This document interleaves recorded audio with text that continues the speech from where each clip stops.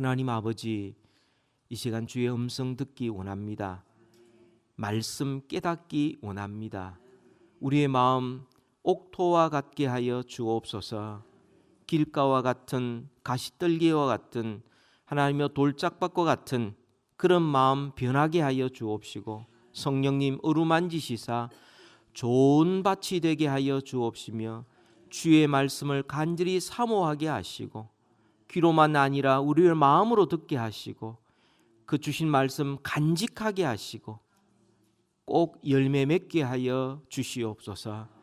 우리 모든 성도들의 심령과 우리 교회에 하나님의 은혜의 강물이 흐르게 하여 주셔서 은혜의 강물이 흐르는 곳마다 상처들이 치유함을 얻게 하시고 연약한 자들이 원기를 회복하게 하여 주옵시며 하나님이여 절망 가운데 있는 자들이 소망 중에 일어나는 역사가 있게 하여 주옵소서. 하나님, 부족한 자가 주의 말씀을 증거합니다. 하나님, 도구로만 사용하여 주옵시고 전하는 자 듣는 자 모두가 주의 말씀 앞에 아멘으로 화답하게 하여 주셔서 하나님의 모든 약속을 우리가 얻게 하시고 이루게 하시고 풍성한 열매 맺게 하여 주옵소서. 예수님 이름으로 기도하옵나이다. 아멘. 여러분, 새해를 시작하면서 신년 기도 제목을 우리가 작성을 했습니다. 또 신년 특별 새벽 기도회를 한 주간 동참을 했습니다. 우리 신앙생활의 기도란 아무리 강조해도 지나침이 없습니다. 그래서 이 기도를 많은 사람들이 영혼의 호흡이다 그렇게 말합니다. 호흡하지 않으면 우리는 금방 기절하거나 혹은 죽음을 당하는데, 그처럼 기도란 이 영혼의 호흡이라는, 기도하지 아니하고 신앙생활 한다는 것, 그것은 육신으로는 살아있을지 모르지만 영혼은 죽어가고 있는, 그만큼 기도가 중요하다 그렇게 말씀하고 있습니다. 그래서 오늘 설교의 제목이 기도하는 믿음입니다. 기도하는 믿음.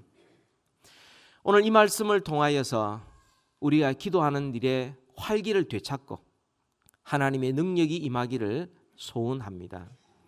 오늘 이 본문 말씀은 우리가 너무나 잘 알고 들었던 말씀입니다.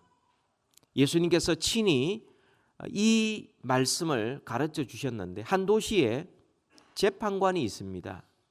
근데 그가 불의한 재판관이라고 말합니다. 여러분, 재판관의 기본 자격은 법대로 사사로운 이익을 따르지 아니하고 모든 일을 공평하게 판결해서 억울한 사람이 없도록 하는 것이 재판관의 임무입니다. 근데 불의하다, 이 말은 그런 기본적인 자질조차도 갖추지 못하는 그런 형편없는 사람이라는 것입니다. 그 도시에 또 한 과부가 있었습니다. 여러분, 그 당시에 과부는 그 사회에 가장 살기 어려운 사람이었습니다. 얼마나 어려웠던지 그가 찾아갈 수 있는 데는 더 이상 아무 데도 없고 이제 재판관밖에 없습니다. 하필이면 불의한 재판관밖에 없어요. 무슨 일인지는 모르겠습니다만 이 과부의 말 속에는 내 원수의 나의 원한을 풀어주소서라고 하고 있습니다. 아마도 남편이 없다 보니까 주위에 있는 사람들이 어떻게 빼앗아 갔든지, 그래서 살아갈 수 있는 모든 재산을 빼앗겼든지, 혹은 너무나 가난했기 때문에 자식들을 종으로 빼앗겼든지, 가슴이 찢어지는 일이죠. 아무튼 내 원수의 원한을, 나의 원한을 풀어달라고 할 수 있는 데는 불의한 재판관밖에 없었습니다. 자주 찾아갔다고 그랬습니다. 얼마나 억울하고 답답했으면 이렇게 자주 찾아갔겠습니까? 그런데 한동안은 그 재판관이 들어주지를 않습니다. 절망할 수밖에 없는 상황이죠. 더 이상 기댈 것도 없고 도움받을 것도 없습니다. 그런데 하루는 이 불의한 재판관이 속으로 이런 생각을 합니다. 내가 불의한 재판관으로서 나의 이득을 따라 살아가고 있고 도움되는 사람한테는 잘해주고 전혀 도움이 안 되는 사람한테는 내가 아예 그들도 보지도 않는데 이 과부는 나를 너무 괴롭게 한다. 이거 빨리 들어줘야 되지. 만약에 하루라도 빨리 안 들어주면 내가 괴로워서 못 살겠다. 입장 바꿔 생각해 보면 이런 말 하면 안 되지요. 그런데 너무 괴롭히니까 내가 빨리 들어줘야 되겠다. 주님께서 하시는 말씀이죠. 이 불의한 재판관이 하는 말을 잘 들어보아라. 그러면서 주님께서 이 이야기를 통하여 강조하신 내용이 우리가 같이 읽었던 7절과 8절입니다. 하물며 하나님께서 그 밤낮 부르짖는 택하신 자들의 원한을 풀어주지 아니하시겠느냐? 오래 참으시겠느냐? 여러분, 질문은 그것은 강한 긍정의 대답이죠. 반드시 응답해 주시고 속히 응답해 주신다. 주님께서 그걸 강조하고 있는 겁니다. 주님께서 이 이야기를 하신 목적이 뭡니까? 1절이죠. 1절. 우리 다 같이 읽읍시다. 시작. 예수께서 그들에게 항상 기도하고 낙심하지 말아야 할 것을 비유로 말씀하여 라고 말씀합니다. 항상 기도하고 낙심하지 말아야 될 것을 비유로 말씀하셔서 이 불의한 재판관에 대한 이야기를 하고 계시는 겁니다. 오늘 이 말씀을 통하여서 저는 세 가지의 중요한 질문을 또 거기에 대한 대답을 같이 듣고 은혜를 나누고자 합니다. 왜 기도를 소홀히 하는가? 두 번째, 세상에 여러 가지 기도가 있는데 타 종교에도 기도가 있고 심지어 하나님을 모르고 불신자들도 기도하는데 기독교의 기도는 어떤 특징이 있는가? 어떤 독특성이 있는가? 세 번째로는 8절에 있는 말씀 그대로 주님이 인자가 다시 올 그때 마지막 종말의 때에 너희 가운데 믿음을 보겠느냐 하신 그대로 정말 마지막 때에 주님이 기뻐하시는 그런 믿음의 기도 생활은 어떤 것인가? 같이 한번 살펴보려고 합니다. 그래서 오늘 이 말씀을 통하여서 항상 기도하고 그리고 낙심하지 않는 기도의 용사들이 되기를 소원합니다. 마지막 때 주님 오셨을 때에 주님이 인정하시는 그런 믿음의 용사들 되기를 우리 주 예수 그리스도의 이름으로 축복합니다. 먼저 우리가 살펴볼 것은 왜 기도를 소홀히 하느냐 하는 문제입니다. 우리가 기도의 중요성에 대하여 모르는 바가 아닙니다. 말씀과 기도, 이거는 우리 신앙생활에 가장 중요한 척추와 같은 것입니다. 이거 두 개가 제대로 안 갖춰져 있으면 우리는 제대로 신앙생활 할 수가 없어요. 기도를 어떻게 하는지 우리는 대충 알고 있습니다. 기도의 중요성에 대해서도 알고 있고 또 기도하고픈 마음도 있습니다. 그런데 왜 기도가 이렇게 소홀히 여겨지는가? 이유는 두 가지죠.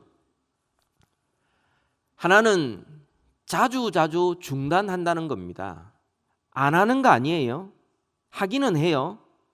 그런데 자주 뭐 이런저런 이유로 하여튼 중단한다는 겁니다. 두 번째로는 쉽게 낙심한다는 겁니다. 기도를 하긴 하는데 포기하지 아니하고 끝까지 주의 응답이 있기까지 계속하여 밤낮 부르짖는 이런 기도가 아니라 지속적이고 끈기 있는 기도가 아니라 쉽게 낙심한다는 겁니다. 예수님께서는 항상 기도하라고 그랬는데 우리는 가끔 기도합니다. 낙심하지 말아야 되는데 우리는 낙심할 이유들이 생길 때마다 그냥 마음이 그냥 낙심이 되어가지고 내가 기도해도 별 수 없더라. 뭐 계속 기도 이렇게 할 필요가 있는가? 뭐 기도 안 해도 주님 내 행편 다 아시는데 굳이 내가 말해야 되나? 주님이 알아서 하시지. 내가 기도하나 안 하나 하나님은 다 역사하실 텐데, 이런 식으로 하면서 쉽게 낙심을 합니다. 왜 자주 중단하고 왜 쉽게 낙심합니까? 이유는 두 가지죠. 하나는 우리의 육체가 게으르기 때문에 그렇습니다. 우리의 육체는 사실상 우리의 마음과 우리의 영혼의 통제 아래 있을 때에 가장 건강합니다. 살을 빼야지, 건강해야지, 운동해야지, 밥을 내가 조절을 해야지, 이건 먹어야 되고 이건 안 먹어야 되고 내가 무리하지 말아야 되고, 이렇게 우리의 마음과 우리의 영혼이 우리 육신을 조절할 때는 건강합니다. 그런데 이 육체라는 것이 얼마나 고집이 센지요. 말을 안 들어요. 나중에는요, 이 육체가 우리의 마음을 오히려 조절하려고 그래요. 우리 육체가 오히려 우리의 영혼을 휘두르려고 그래요. 그걸 가리켜서 주객전도라고 그러죠. 손님과 주인이 바뀐 거예요. 영어에서는 wag the dog이라고 그러죠.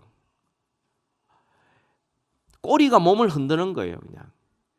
그러니까 육체가 편한 대로 자꾸 가다 보니까 기도가 자주 중단이 되는 거예요. 오늘 쉬자, 내일부터 하지, 이번 달은 쉬자, 다음 달부터 하지, 뭐 이럴 때는 그냥 넘어가는 거야. 이러면서 육체가 원하는 대로 자꾸 따라가다 보니까 결국은 육신도 힘들어지고 우리의 마음도 영혼도 힘들어지고, 더더구나 하나님께서 항상 기도하라고 그랬는데 그것을 충실하게 하지 못하는 거 있지요. 쉽게 왜 낙심합니까? 그것은 마음에 정함이 없기 때문인 겁니다. 이 마음이 낙심하는 것은 딱 하나님 앞에 정하고 살아야 되는데, 이 마음이 내 속에 있던 어떤 경향이 있고 성향이 있습니다. 거기에 따라가다 보니까 우리의 마음이 쉽게 낙심이 되는 겁니다. 여러분, 제가 한번 질문을 하겠습니다. 여러분 아주 고난과 역경을 만났을 때 그때 기도하기 좋습니까? 기도하기 어렵습니까? 여러분, 몸이 아주 건강하고 모든 일이 평안하면 여러분 기도가 잘 됩니까? 기도가 안 됩니까? 예, 이건 정답이 없어요. 사람마다 다 다릅니다. 보세요. 어려움과 고난과 역경이 딱 닥칠 때마다 하나님 앞에 마음을 정하고 기도하면서 그 문제를 해결해 나가는 사람이 있는 반면에, 잘 하다가 어려움을 닥치면 그냥 쉽게 포기해버리고 하던 기도도 중단하는 사람들이 있어요. 그 사람의 성향과 경향 때문에 그런 것입니다. 또 어떤 사람은 건강하고 편안해지면 모든 게 다 풀어져 버리는 사람이 있어요. 그냥 푹 퍼져가지고 그냥 이것도 저것도 아닌 이렇게 살아가는 사람이 있는 반면에, 몸이 건강하고 모든 일이 평안해지면 오히려 마음을 정하고 이럴 때 하나님과 내 더 깊은 교제를 해야 되겠다, 그러면서 기도하고 오히려 주의 말씀을 더 가까이 하면서 살아가는 사람도 있습니다. 육신의 게으름 때문에, 마음의 정함이 없기 때문에 우리는 종종 기도를 중단하고 그리고 종종 쉽게 낙심을 하게 되는 것입니다. 그래서 주님께서 우리에게 말씀합니다. 항상 기도하고 그리고 낙심치 말아라. 이게 신앙생활 할 때에 가장 중요한 것이다.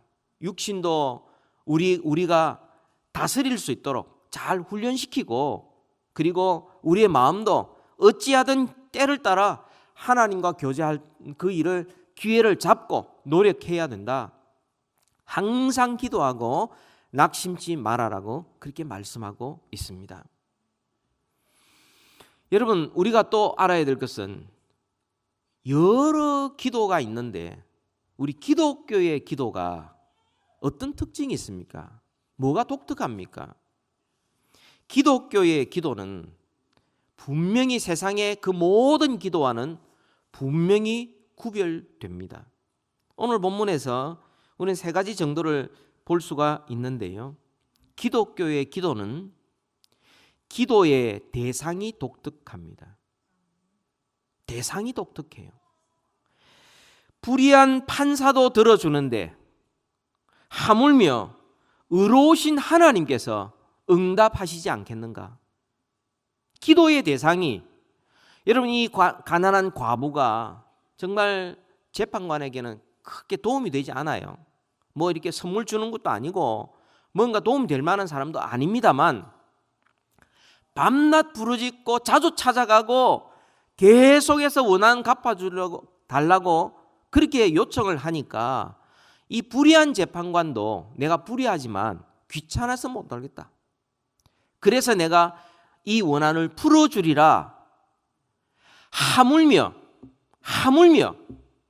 우리가 기도하는 하나님은 의로우신 하나님인데 응답해 주시지 않겠는가?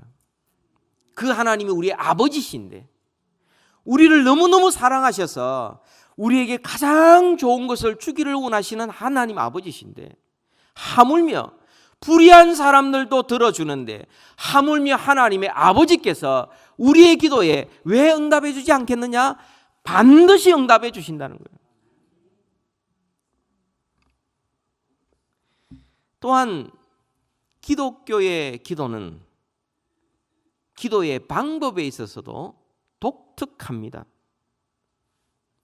과부가 이 불의한 재판관을 만날 때는 시간의 제약을 받고 장소의 제한을 받고 여러 가지 환경의 제한을 받지만 그래도 들어줬는데, 하물며 어디든지 언제나 우리의 기도에 귀를 기울이시는 하나님 아버지께서 응답해 주지 않겠느냐?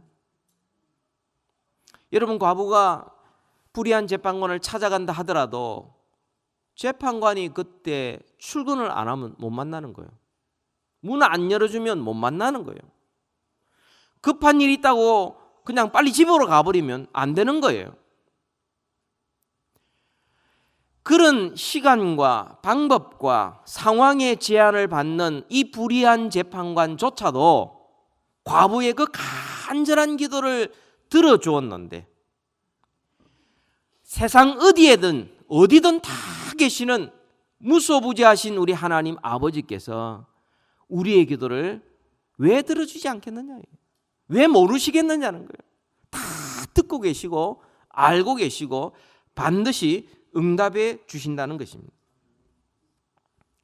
여러분, 성도란 언제 어디서나 하나님 앞에 기도할 수 있는 특권이 있습니다. 다윗을 보세요.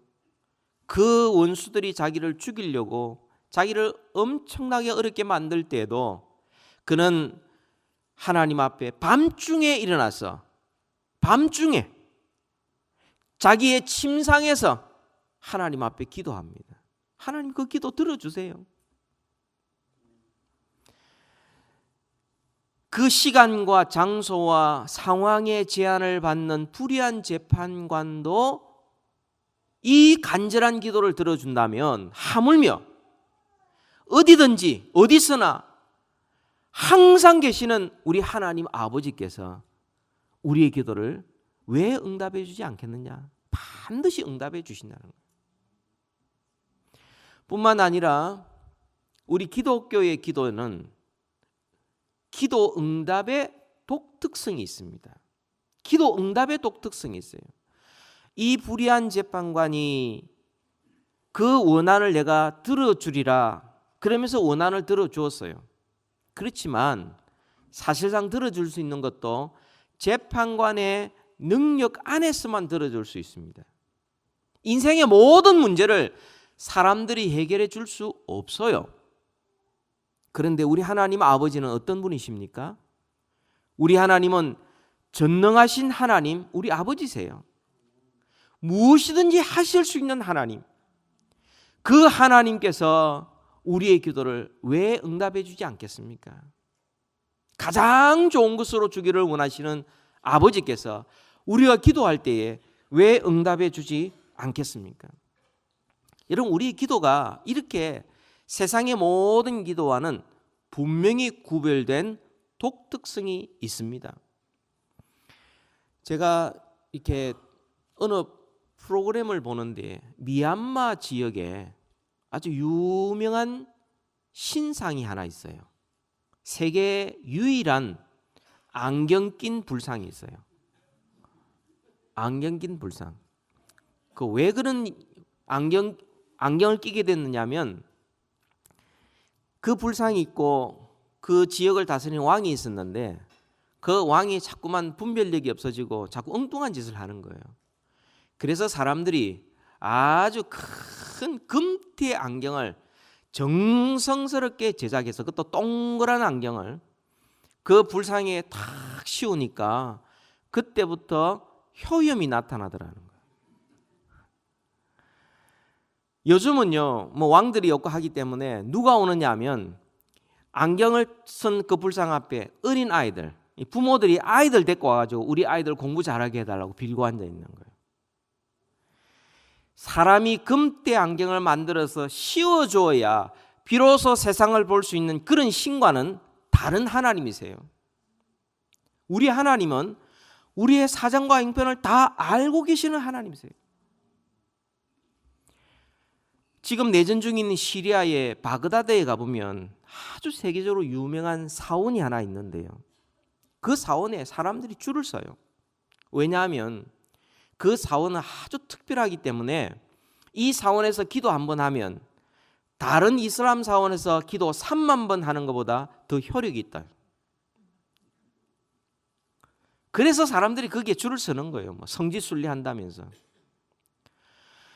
여러분, 한 장소에 국한되어서 거기 와야만이 들을 수 있는 그런 하나님과는 다른 하나님이죠. 우리 하나님 아버지께서는 세상 어디에나 밤에나 날에나 육지에나 바다에서나 하늘에서나 땅에서나 어디서든지 우리 하나님은 무소부재하신 하나님, 아니 계신 데가 없는 충만하신 하나님 아버지.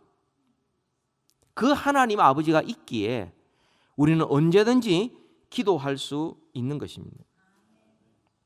여러분, 우리의 기도의 대상은 의로우신 아버지십니다.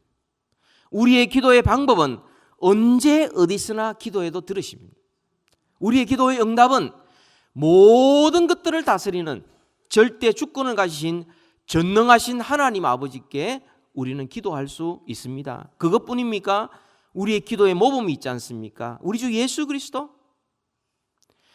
우리 기도의 내용이 독특합니다. 주님께서 우리에게 너희들은 이렇게 기도하라 주기도문을 가르쳐 주셨어요. 뿐만 아니라 우리가 기도하려고 할 때에 우리를 도와주시는 분이 계시죠. 하나님 우편에 앉아 계시면서 우리를 위하여 중보하고 계시는 우리 주 예수 그리스도. 우리가 기도하지 못하는 그때에도 말할 수 없는 단시로 우리에서부터 기도를 시작하시는 분이 계시죠. 성령 하나님 아버지. 그래서 주님께서 우리에게 이렇게 말씀합니다. 너희는 항상 기도해라. 언제 어디서나 들어주시기 때문에. 너희는 낙심하지 말고 포기하지 말고 계속 기도해라. 반드시 응답받을 것이기 때문에. 여러분, 2017년 우리가 새해를 시작하면서 우리 좀 결심을 했으면 좋겠어요. 우리가 기도 제목도 작성했지만 아예 우리 자신이 하나님, 제가 기도할 뿐만 아니라 기도의 사람 되기를 원합니다. 기도의 사람으로 아예 언제든지 기도의 사람으로. 우리 산호산인 장로교회도 모여서 기도하고 기도회로 모이고 하는 것이 아니라 우리 교회가 아예 그냥 기도하는 집이 되기를 소원합니다. 우리 교회 안에 정말 기도가 살아있고 하나님 앞에 부르짖는 기도가 계속되고 기도 응답의 간증이 많은 교회가 되기를 소원합니다. 세상 사람들이 하나님 어디 있냐? 하나님 나에게 보여다오? 하나님이 살아계시냐라고 물을 때에 하나님이 여기 계시고 하나님은 살아계시다. 왜냐하면 하나님은 우리의 기도를 들으시고 응답해 주셨기 때문에. 이런 간증이 많은 교회와 성도 되기를 주님의 이름으로 축복합니다. 우리가 마지막으로 살펴보아야 될 것이 있습니다. 종말의 때에, 주님이 다시 오실 그때에 주님께서 찾으시는 믿음의 기도 생활이 어떤 것인가?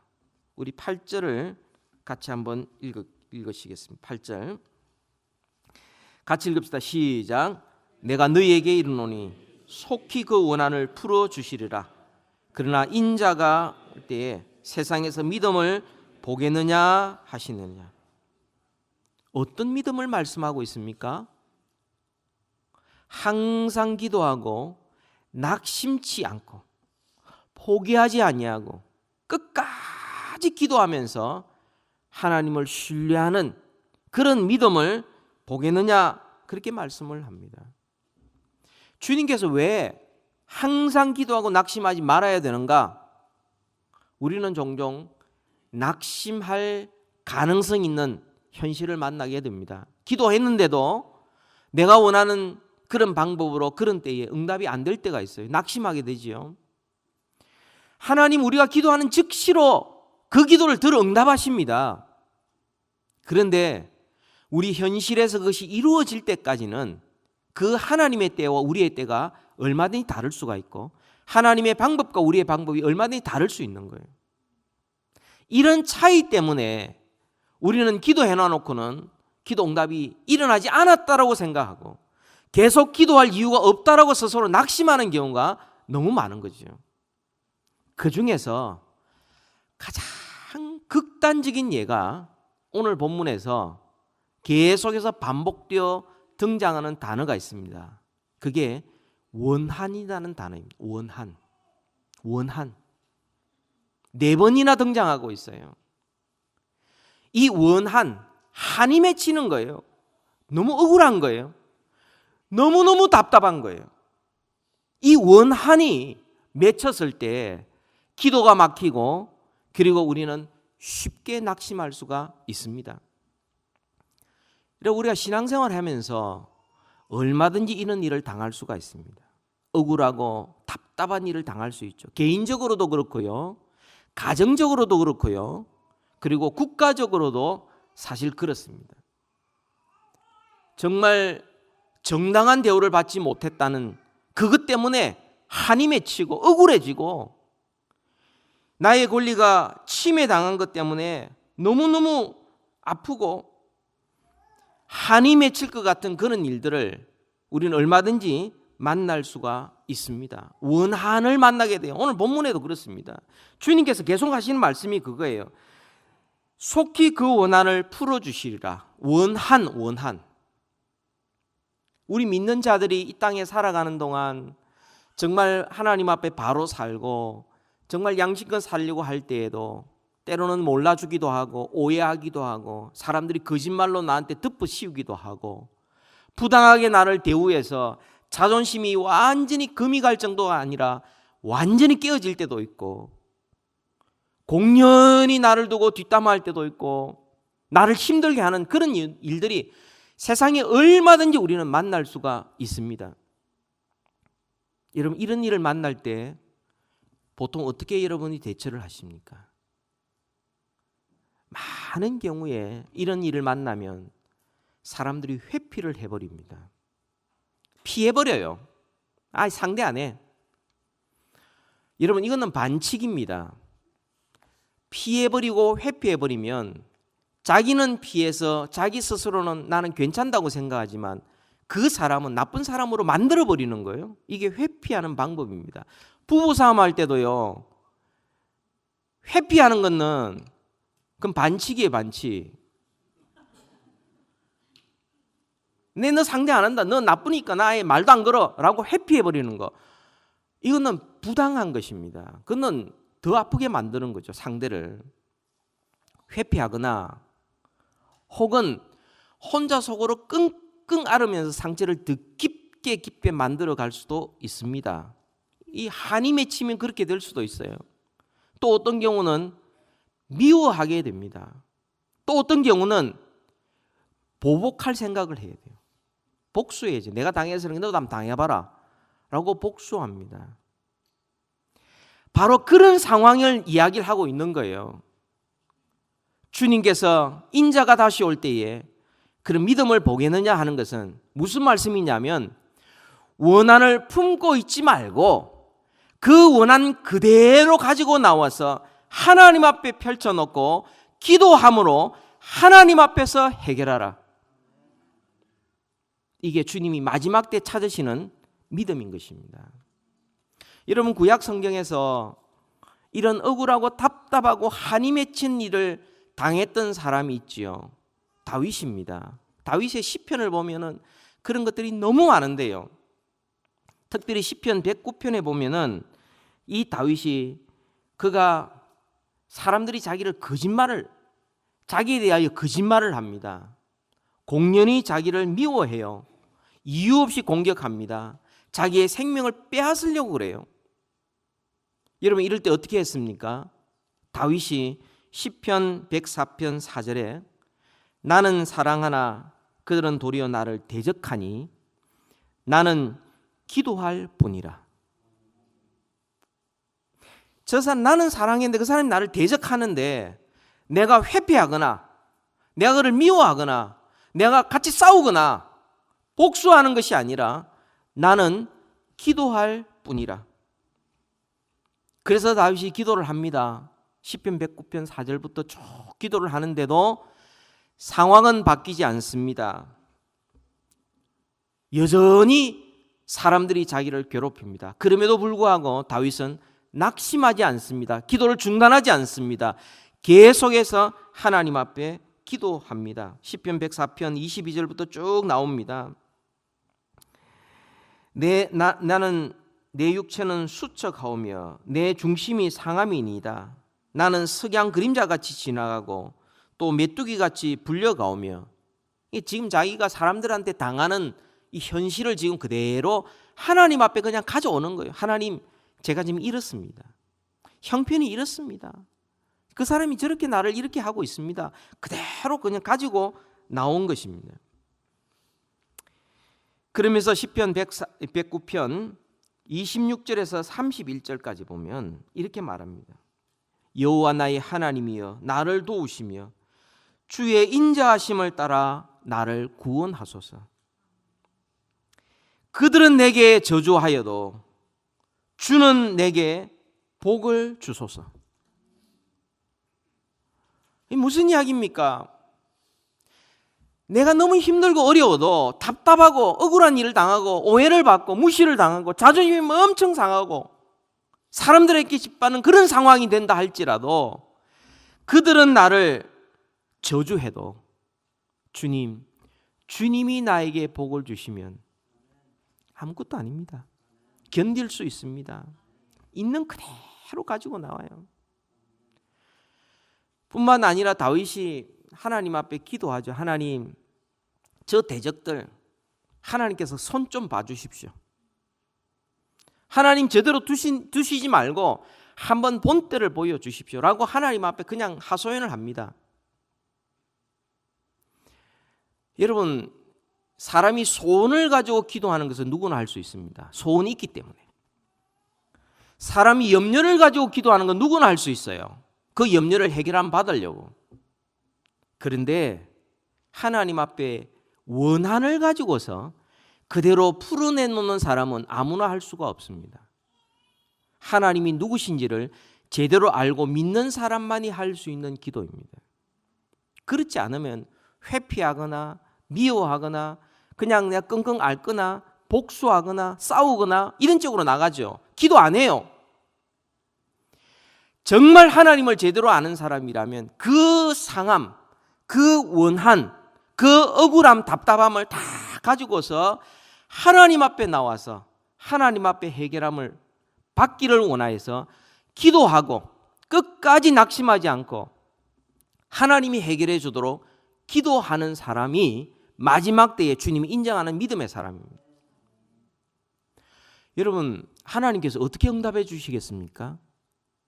그렇게 원한을 가지고 기도하면, 하나님 저에게 한을 풀어주십시오로 기도하면 하나님 어떻게 응답해 주시겠어요? 세 가지 가능성이 있습니다. 첫째, 하나님께서 우리가 기도하는 그대로 상대방을 박살내 주실 수 있어요. 그게 첫 번째 가능성입니다.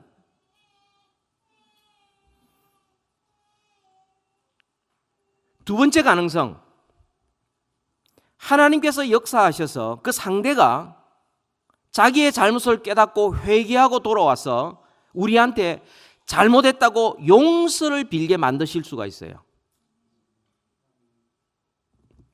마지막 세 번째, 하나님이 어떻게 응답해 주시는가?